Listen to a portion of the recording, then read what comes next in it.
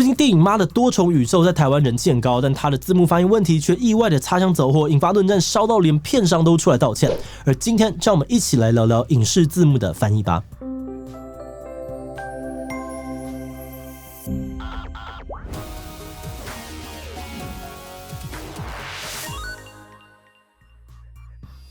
Hello， 大家好，我是志奇哦。刚刚我们说到，很多人看过《妈的多重宇宙》这部喜剧的人呢，都给出了相当正面的评价。有些人甚至会说啊，这部要直接预约2022年度审片了。但翻译烧起了这把火，却让代理的片商必须出面道歉，因为很多人都说，电影很好，可是翻译都乱翻，根本超译搞二创，全民夺主啊，贝斯收上当主秀。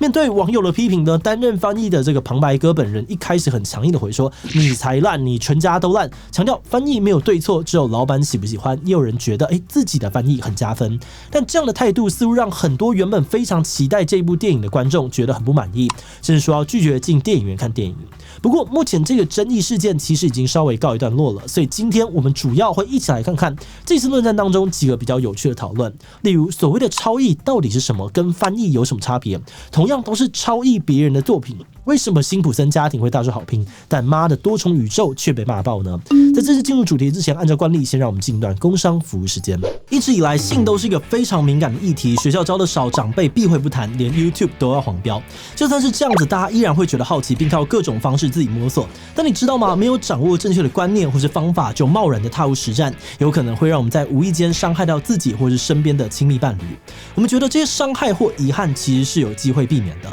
所以图文不符上课楼跟知名的义务梗塞团队合作推出了线上版的性爱课程《大人的床上家教班》。在这样的课程里面，讲师们将会带来完整专业的性知识，除了让大家避免受伤，还能够舒缓实战中的尴尬跟不适，获得更多的快乐。而最贴心的是，这个课程中呢，有依照性向设计了2个主题，让每个有需求的人都有更多元的选择。目前课程已经在 Press Play 全数上架，现买就能线上。更多的课程介绍，欢迎到 Press Play 的页面搜寻了解大人的床上家教班。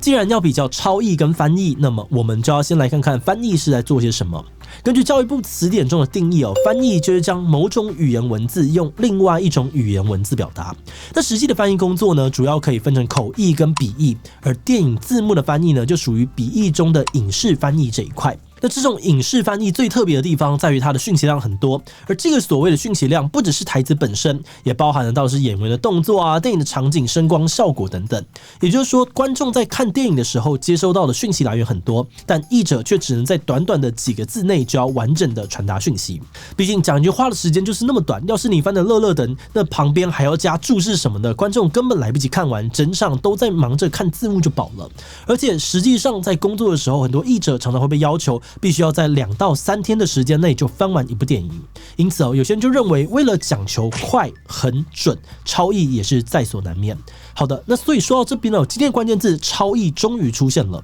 所谓的超译到底是什么意思呢？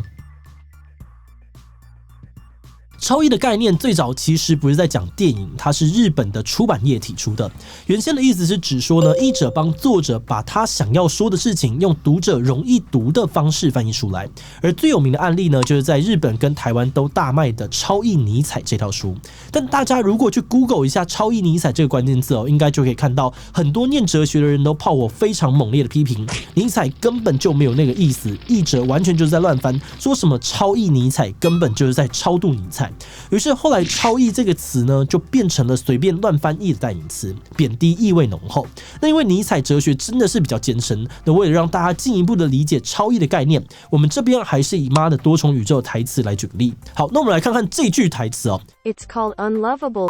like us make the world go round。要大部分的人来翻译呢，可能多半都会翻成正是因为有我们这种没人爱的这个世界才能够正常的运转。但这次的翻译呢，却翻成了武媚娘爱缺夺掌全世界。明明原本就没有这个武媚娘，也没有什么夺取啊跟掌控的意思，所以很多人就认为呢，这就是最经典的超译。第一种批评超译的意见呢，会认为超译最大的问题在于译者自己加油添醋，但他诠释出来的结果不一定是作者的原意。而某个角度来看呢，这就像是把别人的作品拿来当成是自己二创素材，非常的不尊重原作者。而第二种批评是说，有些人其实听得懂原文，但当他看到翻译的字幕跟自己听到的有落差时，这种字幕反而会形成一种干扰。像刚刚的那个例子，照字面上来看呢，好像还蛮直观好懂，但译者用自己的诠释加入了武媚娘，其他段落还说的像是王安石，那反而呢会让观众想说，所以这个剧情跟他们两位有什么关系呢？导致听得懂的人觉得很干扰，只会看字幕的人也不一定能够很快的搞清楚演员到底在讲什么。另外还有一种观点则是认为，一个作品可以的解读面向通常都很多，但在超译过后，等于限缩了大家只能够用译者的理解呢来解读作品，这对读者或是观众来说也是很不尊重的。因此对很多人来说，超译的行为应该毫无疑问就是完完全全非常的不专业。不过面对这样的批评，包括很多的翻译工作者自己都跳出来说，超译其实没有什么问题，这又是为什么呢？一般来说，大家可能听过专业的翻译要信达雅，而这当中的信呢，就是说翻译应该要精确而忠于原作，所以当译者超译了，那就是直接打破第一条守则，没有忠于原文。但这样的评判标准其实只能说是某个派别的标准而已，并不是说所有的专业译者都认同这样的说法，因为每个人对于原文的理解本来多多少少会不太一样，所以所谓正确的翻译几乎不可能存在。那如果要直接预设原作者不同意被转译，或是认为译者的版本会误导，可能也有点武断。而至于不尊重观众的说法呢，有翻译工作者提出，很多时候并不是他们故意要搞怪，而是因为有些句子要是直接照翻，观众可能根本无法理解那句话的意思。比如说刚刚超译尼采的拥护者就会说，他本来完全看不懂尼采在讲什么，但在看了超译之后，自己好像看懂了。这本书不只让他对于尼采略懂，还让他对于哲学产生兴趣，甚至人生的价值观都获得了一些帮助。所以有些译者呢，就会认为，为了让观众或是读者能够有更好的体验，他们才会选择把原文翻成另外一种比较好理解的句子。而这个部分除了争议很大的超译尼采以外，通常还会有人举出另外一个经典的例子，那就是辛普森家庭。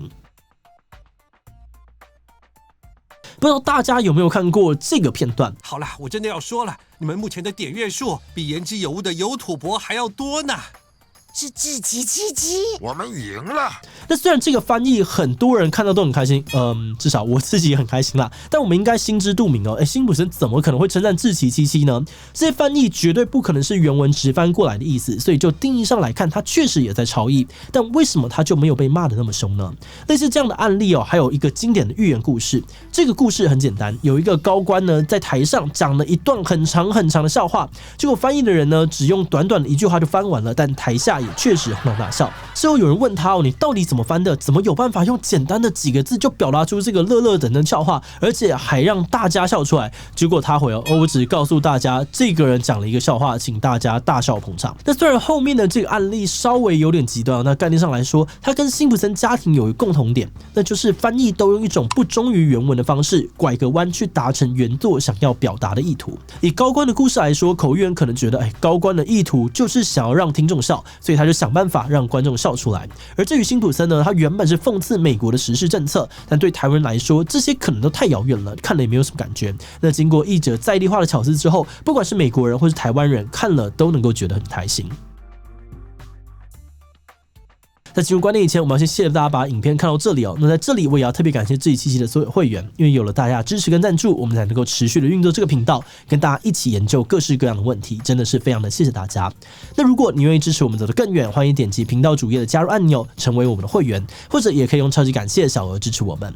那话说回来过去跟翻译有关的话题其实相对比较小众，但这一次《妈的多重宇宙》跟辛普森家庭相关的各种讨论却意外的热烈。我们看到了很多专业的从业人员愿意出面分享各种观点，真的是非常精彩。那在这个过程当中呢，我们认为这两个案例最大的差别是辛普森家庭的超译几乎整集台词都全部重写、全部代换，他把美国人的生活当中的梗换成台湾人，就连配音也全部换成中文。但相对来说，《妈的多重宇宙》没有改配音，台词有的时候会照翻，有的时候会突然超译，而且还有点文言文。那对于观众来说，要抓翻译的脉络，要理解台词的意思就会比较困难，而当下的观影体验也就相对的容易受到影响。不过以辛普森的案例来说，也不一定所有的翻译专家都认同这样子全面在地化的处理方式。对于什么样才算是专业或者好的翻译，派别还是有分蛮多种的。那这边就是我们今天的最后想要留给大家一起来讨论的话题了。对于在地化超译字幕的处理方式，你认为不是很认同哦？希望翻译尽可能的忠于原文，其他就让观众自己吸收体会，不要抢原作的风采。B 没有什么不好的，既然是给台湾人看的，换成台湾人熟悉的例子，这样子观众才能够体会乐趣。C 其实我没有差因为我都不看翻译版的，直接看当然直接听原文啊。D 其他留言分享你的想法吧。最后，如果你喜欢今天影片，欢迎分享出去，让更多人一起来讨论超译的话题。此外呢，也可以点击这个地方看看老高谈尼采的以及字幕组的相关影片。那么今天的这一期就到这边告一段落，我们就明晚再见喽。